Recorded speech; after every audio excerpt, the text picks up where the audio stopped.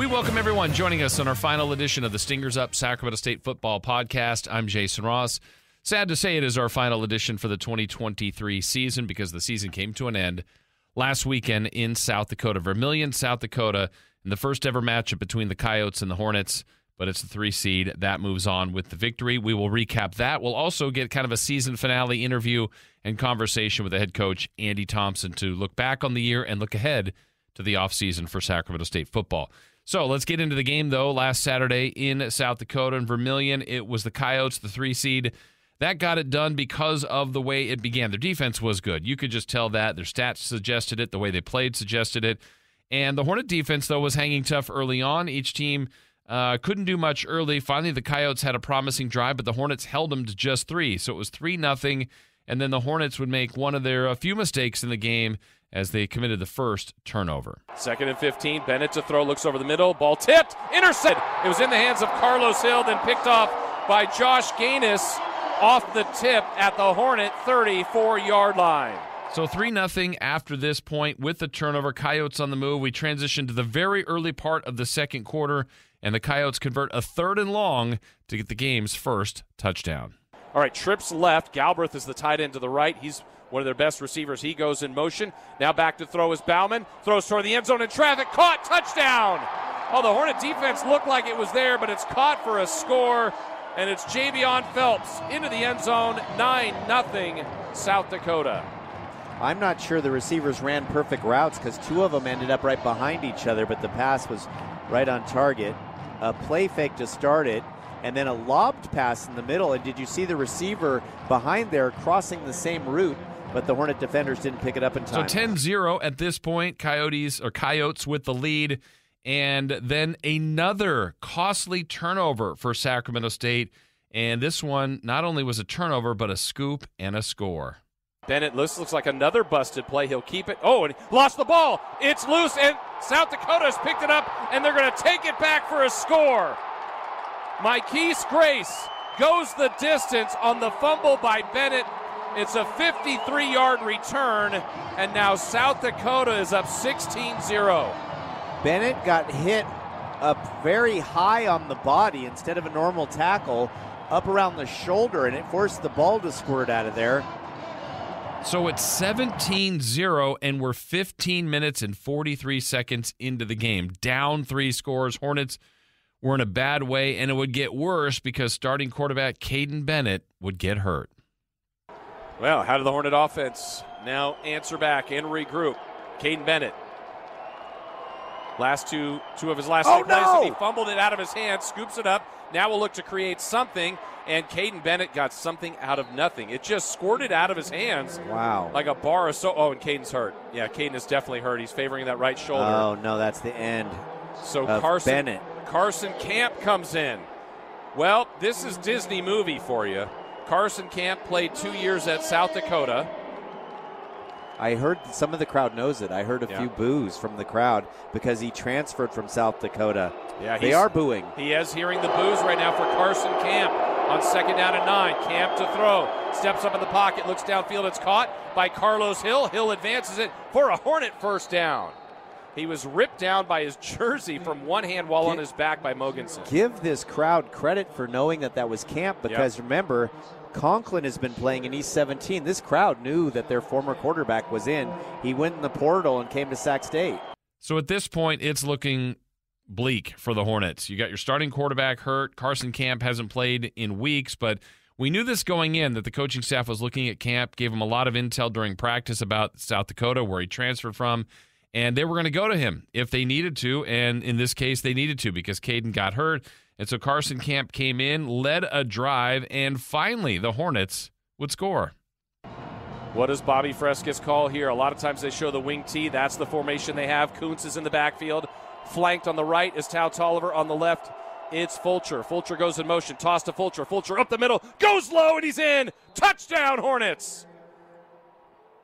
On that wing T inside toss from Camp to Fulcher, powers off that right side into the end zone, and the Hornets are on the board. It is not easy to score against this defense from beyond the 2-yard line, and that was just great pulling guards. beautiful job up front, and Fulcher got low to get that extra momentum to get in there. So that drive capped off with that score, 10 plays, 75 yards. Hornets in the game now at 17-7. The very next drive, though, a complete breakdown of that young defensive secondary with all the guys that were still hurt. 5 secondary players were out again in playoff round number 2 for the Hornets. A 75-yard touchdown to tight end J.J. Galbraith put South Dakota up 24-7. And then the Hornets didn't get a first down on their next drive, and so it was back on the defense to try to keep the Hornets in the game, and they would do that by forcing a fumble. Running left is Tice. Tice has the first down. Tice pinballs off 2. Hornets trying to strip the ball, but not tackle Tice. Oh, they did strip it. They did. And I think they recovered the ball. With time running out before the half, it was important to the Hornets to get on the board, whether it was a field goal or a touchdown. Well, in this case, it was another TD right before the half. Here we go. Big call for Bobby Frescus. This Hornet offense, they use the timeout. They're going to go full house backfield, 3 lined across, back at the 6-yard line. And Fulcher, Tau, Tolliver, and Kuntz. Camp under center, gives to Fulcher. Fulcher runs right. He's undercut, dives forward. He's short. He gets to the half-yard line. Touchdown on one guy. Oh, he does get in. Touchdown. Wow, touchdown Sacramento State. I watched Andy Thompson. He ran down the field to call a timeout. You saw Andy. You saw the 2 guys on this side. The official on the other side signaled touchdown, but now they're lining up like it's – yeah, it is a touchdown. They'll look at this, whether or not he got in. It didn't look like from up here that he made it, but they'll look at it again. What a run by Fulcher. The official that had the best view gave him the touchdown. I didn't think he made it, but I was watching the far side official. You were watching the near side. So 24-14, you're feeling okay at halftime, though the Hornets hadn't played that well, and you got an injury to your starting quarterback. Third quarter produced 1 score, and it was a touchdown for South Dakota. So 31-14, each team exchanged field goals in the fourth quarter. The first one was Schreiner for the Hornets, making it 31-17, and after a stop, that is maybe the window of opportunity that the Hornets had. They had a long throw from Camp to Anderson Grover in the end zone. Would have been a heck of a catch. That would have been really exciting if the Hornets got that, because it would have been a 7-point game with about 9 minutes to go. Instead, no conversion there for the Hornets. Leyland would boot a field goal for South Dakota, extend the lead to 34-17, and then the final touchdown of the year for Sacramento State. All right, here we go. 3rd and goal from the 3-yard line. Can the Hornets get a few more points to end their season? Snap comes in. Camp, fade to the corner. It's caught. Touchdown, Gibson. Nicely done. Camp to Gibson in the corner of the end zone, and the Hornets get a few more points. They now trail 34-23. Gibson needed that.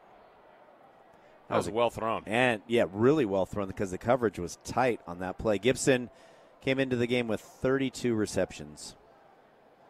Well, Schreiner now on for the extra point, 34-23. Obviously, what's left to decide the outcome of this game is, can the Hornets execute an onside kick? Not once, but twice. Well, the Hornets couldn't convert the onside kick. The season would end there. A good year, maybe not a great year, but a good year for the Hornets. They get back to the postseason, win a playoff game. That was historic, first ever FCS road playoff win, and the Hornets end up their season losing the finale there to South Dakota. We want to wrap things up, though, with a conversation I had earlier in the week with head coach Andy Thompson. So let's wrap up the season with the head coach Andy Thompson here. Coach, I know you wish you were getting ready for North Dakota State at this point, but let's look back at your first full season as a head coach. What'd you learn about yourself, kind of on-the-job experience?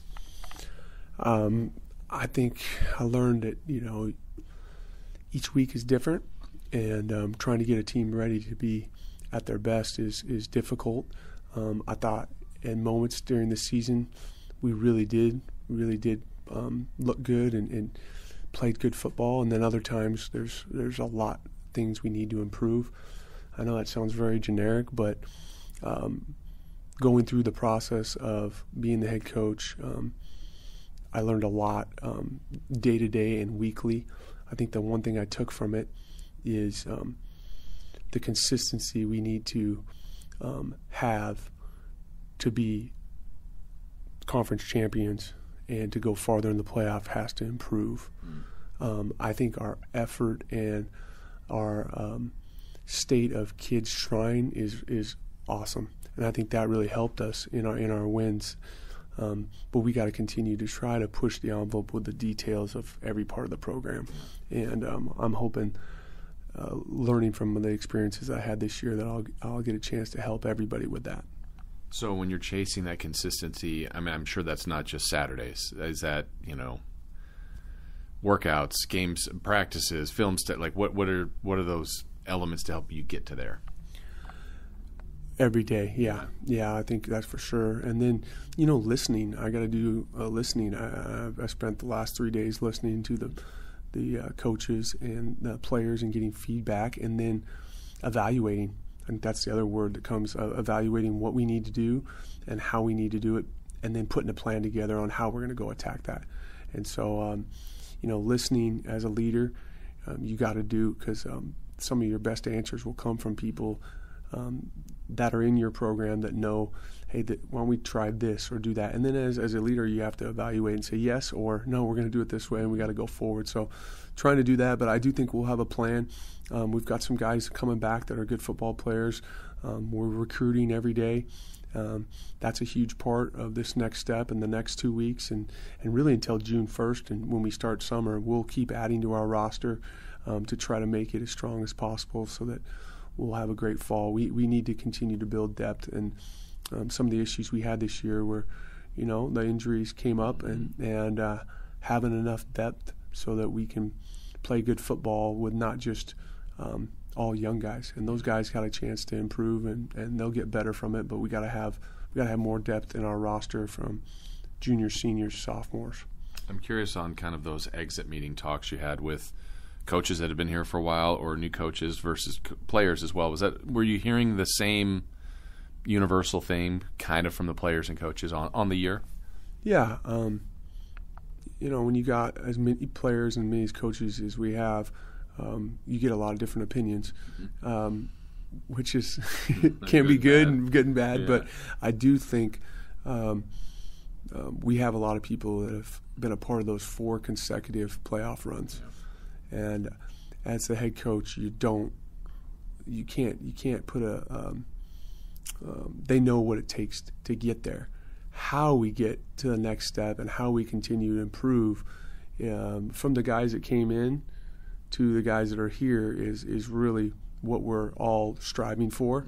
And I do think that comes with a day-to-day routine. Guys get confidence when they are in a routine and they can see themselves getting better and improving. And same with the coaches. So I don't want to, like I said, when I took the job, I want to try to build on this thing, not think that I know everything and we got to change a bunch of stuff. There are things that we have to adjust, but we want to keep the continuity that we've had here at Sac State, because there's a lot of people in this building that care a heck of a lot about this program. And I do think people that are successful care, and that's a huge part. And so we want to keep building on that care factor and make sure the details are along with that care. I want to ask you about the final game, the way it ended, South Dakota in the playoffs. It was such an early deficit. I think you guys fought the whole way through, and there were some opportunities. Just kind of your overall feel of that the season finale, the loss to South Dakota. I think anytime you're playing a good football team like they were, a number 3 ranked team for a reason, you have to come out and start fast, and we really did not do that. And there was multiple reasons. I don't think it was a lack of detail on that. I think there was just some miscues that really hurt, and then trying to climb back in it. When you're trying to climb back into it, then you got to be perfect. You got to take some chances that you normally wouldn't take, and then it gets difficult. And I wish, you can always say this, but I wish there was a couple plays here and there early on that would have adjusted possibly how that game was played. I do think you saw the resilience, and if you had a word, you heard me say it all year. They were resilient. We would make a mistake, and then we'd pounce back, and we'd go down and score, and then on defense, you'd think we were about ready to give something up, and we'd make a stand. So I do think our guys always kept fighting, but we got to play a lot cleaner game. We can't turn the ball over. We can't have the penalties. We hadn't had any penalties the week before, and then those crept back in. So again, looking at our preparation, I don't think there was a ton of difference between the preparation from North Dakota to South Dakota, but I do think the environment was a little bit different, and that affected some things. And I do think how we dealt with the start of the game was much different. Yeah. It was interesting. We were during the broadcast. We're saying, the Disney movie ends with Carson Camp finishing that deal, and it was pretty amazing that he had a chance to come in off the injury. I thought he was battling, as much as he possibly could. What a unique situation. You played 3 QBs, and it starts the year with camp, ends with camp. Just how about for Carson himself to be put in that situation where he played and trying to lead you guys on the comeback? Yeah, I do think it was one of those things where he had a good week in practice, and Caden was battling. He had a shoulder, and he battled, the second half at North Dakota, and really thought he played so well that he definitely deserved it, and we were all behind him. But if he couldn't go, and unfortunately he got hurt early on in that game, that Carson would give us the best opportunity to come in, knowing that team, and he did some really good things. He was a team player all year, like all the quarterbacks were. Ideally, I don't think you have a season where you want to play 3 quarterbacks. You'd love to have a guy and that guy goes through and is successful. But I think our whole year was about whatever we need to do to try to get that win. We're going to try to do as a staff and as players, and to see him play as well as he did, I really wasn't surprised. Wish we would have had a couple more. We were really close on it, that post route late. Would have made it a 1-score game, but I thought he did a really good job of coming in and competing and giving us a spark. All right, so what's next for the Hornets? Obviously, recruiting is the pipeline. That's the lifeline of a program. I think we're in a window where you can't really talk about players yet, but what type of, you're looking for high school players, portal players, transfers? Is there a philosophy of recruiting this offseason? Yeah, the philosophy for sure is we got to be more physical. We want to find guys that play physical, tackling, blocking, and then we got to do a great job of finding guys that are going to play really hard and play with extreme effort. From any level? From any level, yeah. From any place. Yeah. And we've opened that up a lot more. I've got home visits for the next 8 nights. I'll be in the southern part of the state for the state championship games. I'm going to be back up north. So it's a sprint until December 20th. And then we'll get a little bit of time to rest. But we're going to be adding players throughout the semester until probably June 1st. And that's kind of the last window now before we get everybody here in the summer to get them going in that direction. And we're going to try to, again, adapt with college football and what's going on. Our culture won't change in the fact that we want guys that want to get their degree here at Sac State, that want to play for the Hornets and play at a high level. And then as coaches, we want to give them a great experience. And so we're looking for guys that are like-minded that way. Yeah. And the great thing is there's a lot of opportunities to see different types of kids. And the school here has so much to offer. It's an easy sell for a lot of players. So we're going to keep working on that a lot. Yeah. And it should be fun. I'm excited to attack it. Our guys will be back. They got finals next week, and then they'll be back January 20th to start the off season. But a lot of guys will be sticking around Sacramento, throwing and catching and lifting. How about, just nature of so many players, the wandering eye, people in your own program that are thinking portal. How do you handle situations like that if those that want to go? Yeah, we've handled it already. We'll handle it every day. My philosophy is try to treat these guys as well as I possibly can, and hopefully they really want to be here. The more people we can have and help financially with any type of deal, through the school, through NIL, through doing anything that they need to make their experience better, I'm all for. At the same time, when people give you things, you got to work really hard. And it doesn't do any good if we got a bunch of guys that get things, but they feel like they're entitled and they stop working, and or they have a different attitude. And so the things you can control is our attitude and our effort, and that's really what I try to do as a coach with these guys. I try to, hey, Coach Thompson's positive, he's helping me with everything, and he works really hard. I want to be here. Yeah. And that's what we're going to try to do, and so far there's been a lot of guys that want to do that, and we'll find some more guys that want to be a part of this thing because it's a great place to live and a great place to go to school. Lastly, for you, you played in the sport. Obviously, you've coached it now years. Mm-hmm. Just You have to adapt. You guys all do. Is this good? Is this whole portal thing? The amount of people at every level that have gone into the portal and seemingly changing schools quite a bit. What just your overall thought of that as a former college player and just college coach? I think it's reported on so much more than it used to be. So I think it's been going on for quite a while. It was just a little bit more never in the same conference. And then the rule to go up compared to going down. You could always, transfer down, but you used to never be able to have the opportunity because you'd had to sit a year to go up. And I think that's changed a lot of things where instead of, bigger schools just recruiting high school kids, why would I recruit a high school kid when I can see this guy at Sac State doing really well? I don't have to guess. He's playing against college opponents. Well, I'm going to try to call that school. That's changed. That's made it difficult for kids to know, hey, should I stay or do I go up there? And then there's all these guys in front of me, right? And I didn't really get an opportunity. So it's made it more competitive on every level. I'm not sure we have enough time yet to see if it's been good or bad for people. I know at Sac State in the past, we've had some very good players that have transferred in here and have given a lot to this school. I just take Grover this year, came from Washington State, hadn't had a ton of opportunities where he was at. He comes in here and he really helped our football program. He's an outstanding young man. He's going to get his degree. He's from the Valley. He's getting to do it. So that's the positive story. The hard story, I just would take an example of, Kevin Thompson. He's runner-up for the Peyton Award. He leaves. He goes and finishes at Washington. Now, he might have had a great experience, but at least playing time-wise, he never even got a shot on the field. Yeah.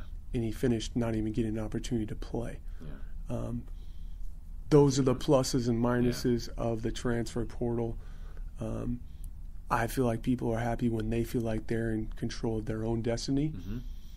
As coaches, we get to sign up, yes, we want to coach or we don't. So I'm probably more about that.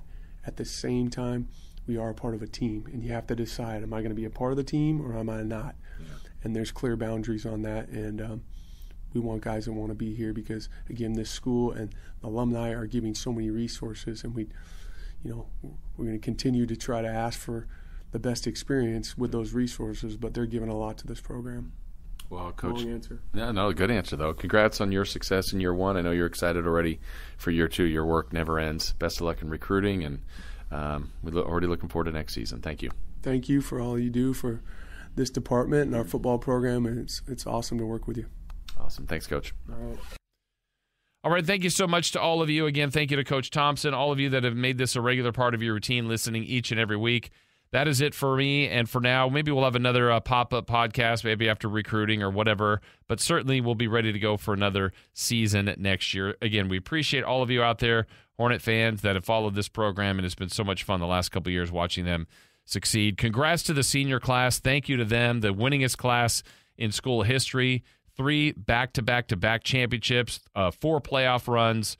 That's truly incredible. That group, they will be missed. 17 seniors playing their final games as Hornets, but they've raised a bar, built a legacy, and now it's about improving that in years to come. Again, thank you all for listening. I'm Jason Ross, and that's it for this edition of the Stingers Up Sacramento State Football Podcast.